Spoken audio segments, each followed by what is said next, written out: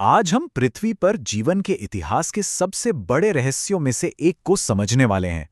एक ऐसा पल जब अरबों सालों की शांति के बाद जिंदगी ने अचानक एक जटिल मोड़ ले लिया। इसे कैम्ब्रियन एक्सप्लोजन कहते हैं और आज हम इसके पीछे के उस सीक्रेट इंग्रेडिएंट को उजागर करेंगे। तो सोचिए, अरबों सालों तक पृथ्वी पर जीवन का मतलब था सिर्फ छोटे छोटे सिंपल माइक्रोब्स, बस इतना ही। लेकिन फिर लगभग 54 करोड़ साल पहले कुछ कमाल का हुआ। जियोलॉजिकल टाइम के हिसाब से देखें तो बस पलक झपकते ही एक धमाका सा हुआ।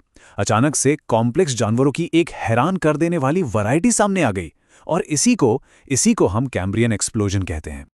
तो सवाल यही उठता है कि आखिर वो क्या था? जिंदगी के इस बिग बैंग को किसने शुरू किया?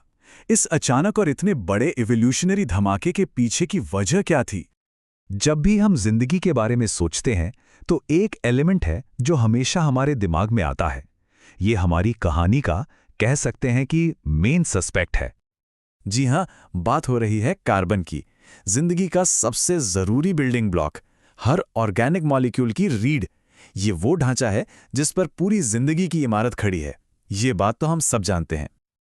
अब देखिए, कार्बन ने जिंदगी को एक स्ट्रक्चरल फ्रेमवर्क और बेसिक बिल्डिंग ब्लॉक्स तो दिए, लेकिन ये पूरी कहानी नहीं है।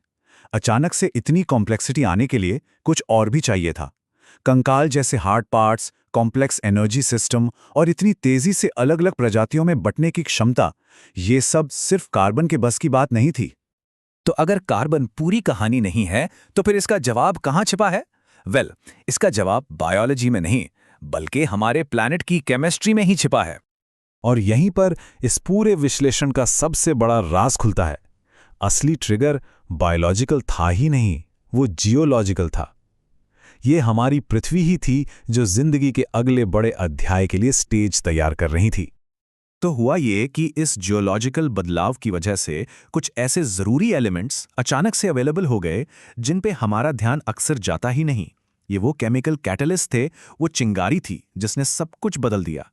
हम बात कर रहे हैं फास्फोरस की, सल्फर की और कुछ दूसरे ट्रेस मेटल्स की। कह सकते हैं कि ये जीवन के असली अनसंग हीरोज थे। तो सवाल ये है कि इन नए जियोकेमिकल्स ने आखिर ऐसा क्या किया जिससे जिंदगी इतने कॉम्प्लेक्स रूप ले सकी। चलिए देखते हैं कि कैसे जानवरों का वो साम्राज्य बना जिससे आज हम जानते हैं। फास्फोरस ने कंकाल, शेल और यहां तक के डीएनए बनाने का रास्ता खोल दिया। सल्फर की वजह से कॉम्प्लेक्स प्रोटीन बनने लगे और जानवरों को नए तरह के खाने के सोर्स मिले। और ट्रेस मेटल्स, उन्होंने एफिशिएंट रेस्पिरेशन को मुमकिन बनाया, मतलब एनर्जी इस्तेमाल करने का एक कहीं ज्यादा बेहतर तरीका। ये जिंदगी के लिए एक पूरी की पूरी नई टूल किट मिलने जैसा था। तो इन एलिमेंट्स की ये जो नई बायो अवेलेबिलिटी थी, उसी ने जिंदगी को तेजी से डाइवर्सिफाई होने का मौका दिया और कॉम्प्लेक्स मल्टी सेल्यूलर लाइफ की शुरुआत हुई। यही वो चिंगारी थी जिसकी हम तलाश कर रहे थे। ये सिर्फ बायोलॉजी का एवोल्यूशन नहीं था, ये तो हमारी पृथ्वी थी जो जिंदगी को इवॉल्व होने के लिए नए नए औजार दे रही थी। तो ये सब हमें जिंदगी की असलियत के बारे में क्या बताता है? इससे हमारी समझ कैसे बदलती है? यह हमें एक बहुत ही पावरफुल आइडिया तक ले जाता है। जिंदगी सिर्फ एक बायोलॉजिकल चमत्कार नहीं है, बल्कि एक जियोकेमिकल मौका है। मतलब जिंदगी को फलने फूलने के लिए सिर्फ सही बायोलॉजिकल सामान ही नहीं, बल्कि सही प्लैनेटरी कंडीशंस भी चाहिए। जिंदगी अपने ग्रह के साथ मिलकर ही इवॉल्व होती है। और यहीं पर आकर हम एक बहुत ही दिलचस्प सवाल पर रुकते हैं। अगर पृथ्वी पर जिंदगी की रेसिपी कार्बन, फास्फोरस और सल्फर पर निर्भर थी, तो इस ब्रह्मांड में जिंदगी के लिए और कौन-कौन सी एलिमेंटल रेसिपीज हो सकती हैं?